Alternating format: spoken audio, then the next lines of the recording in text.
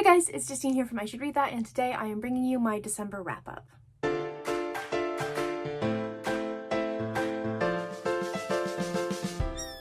December was a funny month because I had a really strong idea for what I was going to read. I had like a whole TBR set of books that I was really excited for in 2022 but didn't get to, and then I just chucked it out and just read pretty much anything that struck my fancy. I ran through a lot of my backlog of audiobooks, my backlog of Kindle books, and it was just a completely and totally random month. So this is going to be a bit of a weird one. And because of that, I have a wide range of thoughts on these books. Some books I really loved and some books I absolutely did not love. So again, weird month, let's get into it. I think I've talked about most of these books in my weekly tea breaks as I've been reading them, so I won't go into a huge amount of detail, but if you want to learn more, you can go ahead and check out that playlist, or you can click on the links down below. So first up was a fantastic horror book that I have been unable to stop singing the praises of. I read The Hacienda by Isabel Cañas. This is a historical set gothic horror book in which we follow a young woman named Beatriz whose father is killed after the Mexican War of Independence, kind of branded as a traitor, and she ends up, in order to save herself and her family, she ends up marrying this very, very wealthy man, and he whisks her off to his hacienda in the countryside, and it becomes very obvious very quickly that something is not quite right here, and she has a lot of questions, including what happened to his first wife who died mysteriously. I really love this. It was so good. It's like good pulpy horror that just like kicks into overdrive almost immediately. It features some of my favorite horror tropes, especially from gothic horror fiction, including things like, the mysterious past, we have the enigmatic husband, we have the gaslighting of the current wife. In a lot of ways it has some Rebecca vibes, in a lot of ways it has some Mexican Gothic vibes, but really this stands on its own as a fantastic gothic horror story. Highly recommended. 5 stars. Then I read a book that I wasn't 100% sure if I would enjoy or not because I have a tricky time with this subgenre. I read Half a Soul by Olivia Atwater and I ended up really enjoying it. This has been sat on my TBR for a long time because I only recently realized that I do really struggle with Regency era fantasy. I should love it. It's everything that I love. I love historical fiction. I love kind of classics from that era. And I obviously love fantasy, but often that kind of melding of all these things just doesn't work for me. So I was really worried that I wouldn't like Half a Soul, but I did. We follow a young woman named Dora, and she, after a unfortunate childhood incident, only has half a soul, and this leaves her in a kind of funny position of not really being able to feel a lot of emotion or fear, and it kind of gets her into strange and sticky sort of social situations, and she's kind of branded as a very strange, odd woman. She goes to London with her cousin for the season so her cousin can get married off, and she's fully intending to just be a wallflower, not embarrass herself, not embarrass her family while she's there, but she ends up running into the very, very enigmatic and grumpy Lord Sorcier, the sort of king sorcerer. I really enjoyed this one. I really loved the character. I thought Dora is a really amazing character, and she felt like she fit in with this time period, but also had a lot of modern sensibilities, which I think is sometimes difficult to it's a difficult balance to strike. I also really loved the banter. I didn't love the love interest as much initially, but he did grow on me. I struggle with the kind of character who starts out as a grumpy asshole that I'm supposed to like, because in real life I would hate that man. So I struggle with it in books sometimes, but he did eventually grow on me, but I really loved her as a character. I really loved a lot of the side characters as well. It's a really lovely, really short read. If you're looking for something fast-paced and fun, would definitely recommend this. I gave this 4 stars. Then I dug into my Kindle library and I read All My Friends Are Superheroes by Andrew Kaufman. I did not get on with this novella, and it's one that I'm not sure if I was in sort of the right mood or right state of mind to read a kind of weird, super metaphorical novella. I maybe would have liked it more, or if it just wasn't my cup of tea in general. Basically, we follow a man whose wife is a superhero and she is basically hypnotized to forget him and she can no longer see him, and he's trying to get his wife to see him again. It's very metaphorical. It was fine. I liked a lot of the bits because the superheroes are kind of like, almost like what we would consider like D-list superheroes. I really liked a lot of those descriptions, but I think that the really heavy-handed sort of metaphor and stuff just wasn't for me. So I gave this, I think, 2 or 2.5 stars. Not my thing, but it's a really short read. If you want to give it a try, if it sounds interesting to you, go ahead and pick it up. Then I hit a little bit of a stride with my audiobooks. Again, I dug into my Audible library and pulled out just some completely random stuff that's been sitting there for ages. I am a sucker for the Audible Daily Deal and for their like £1.99 sales.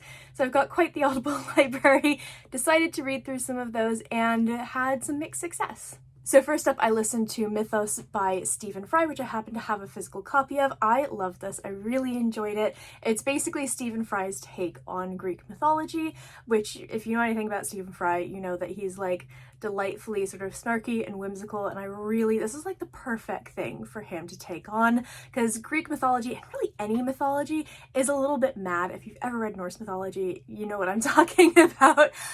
But it was really fun, really enjoyable. I learned a lot. I really liked the way that he goes into sort of the etymology of a lot of the words, for example, that we use today that are derived from Greek and Greek mythology.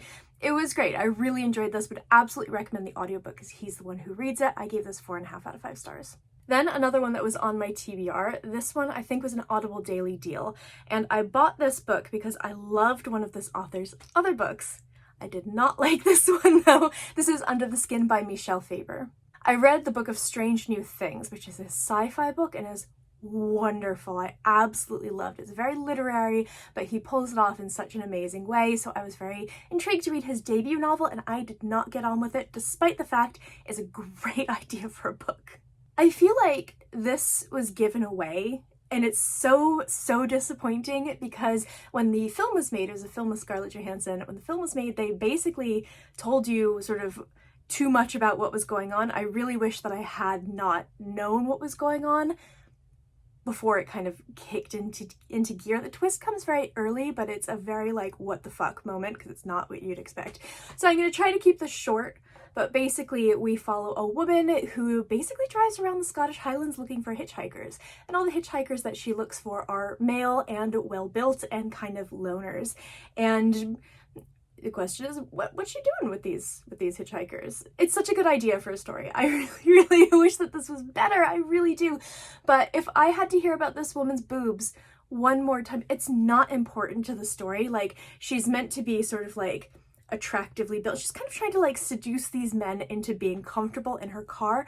But the number of times I heard about her tits, it was very man writing women. Also, I feel like he really went for like, he tried to do like men are beating down women and, you know, she's got feminist rage, but he did it from the perspective of no one who's ever felt feminist rage, who's never been in any situation where he's been like oppressed because he's a, you know, white male.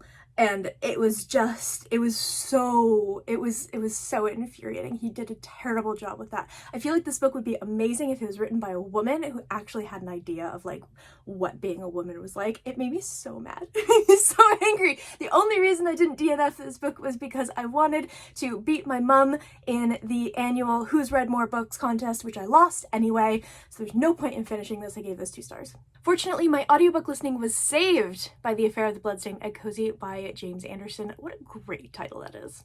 A little bit of story time here. I actually read this book, but I read it like 20 years ago, and I read it because before the age of Kindles and like books on your phone, even the age of phones, like cell phones, my family and I, when we would travel, because we were fortunate enough to travel a lot when I was younger, we would basically line our suitcase with books, but before we went on any trip, we would compare notes on who had what and who was bringing what, so you could kind of like barter and trade books with each other. And one of my parents, or my sister, I can't remember who, had The Affair of the Bloodstained Egg Cozy in their suitcase, and I read it in France. I don't know why I remember that, but I do, and it was so much fun, and I was really hoping it would be just as good the second time around, and it absolutely was. This is kind of a spoof of the golden age of crime era novel. You've got all of the tropes. You've got the closed room mystery, you've got the jewel thief, you've got, you know, a band of strangers coming together, you've got spies, just all of this crazy stuff. You've got the bumbling detective, like It's brilliant. It takes everything that is great from golden age of crime novels and puts it into one. I think this was written in the 70s. So we follow this whole cast of characters, but really closely we follow a girl named Jane, and she is sort of the poor friend of a very wealthy landed woman, and she invites her down to her family's country mansion for the weekend. But at the same time that is happening, there are also secret negotiations for the British government happening. It's World War II, and they're negotiating for, like, you know, strategic land from another country. There are representatives from other countries, representatives from the British government. There's a American Texas oil tycoon and his wife who has a buttload of jewelry, and he is a gun collector. Like, all of these people kind of descend upon this mansion, and then a murder happens. And I cannot recommend this more highly if you enjoy those kinds of books, because it is so fun. The audiobook is good, but the narrator struggles a little bit with some of the accents, especially the American accents, but to be fair, it's one person doing like 10 voices, so more power to them. But it was just really fun. It was good, silly fun. My husband has listened to it now. He's never read it before, and he really enjoyed it. Highly recommended. I gave this 4.5 out of 5 stars. I got a little bit slumpy after that, and fortunately, some Christmas presents ended up saving the day. Scottish husband got me volumes 8, 9, and 10 of The Lumberjanes. So if you don't know this series of graphic novels, basically it's a group of friends who every summer go to essentially a kind of arts and crafts Girl Scout style camp in the woods, but there are supernatural monsters abound, and they just have a really good time. Really wholesome, they're very sweet, they're really fun, they're just a really good time. They're all about friendship and being wholesome, and they're super LGBTQ friendly, and I just adore these so much. There's magical kittens at some point in one of these. It's just like, what's not to love? I mean, come on. I believe I gave these all 4 to 4.5 stars. They're just great books. And finally, I decided to get a little bit of a head start on my January review copies, so I ended the year with The Mysteries of Thorn Manor by Margaret Rogerson. This is the sort of companion novella to Sorcery of Thorns, which I read a few years ago and I really enjoyed, even though I remember nothing about the book. I can't remember how much time takes place between the end of Sorcery of Thorns and the beginning of Mysteries of Thorn Manor, but it's not a huge amount of time, maybe about a year or less, and they are going to hold a ball at Nathaniel Thorne's manor. But all of the wards, the magical wards, are going crazy and keeping people out, so they have to figure out what's going on. It's charming, it's really fun. I completely forget that Nathaniel exists a lot of the time because he's very like YA romance interest to me, which often they don't click with me, even though he's very charming and lovely when he's actually on the page. But I love Elizabeth, who's our main character, and I love Silas, who's this kind of like essentially demon butler. Love those two.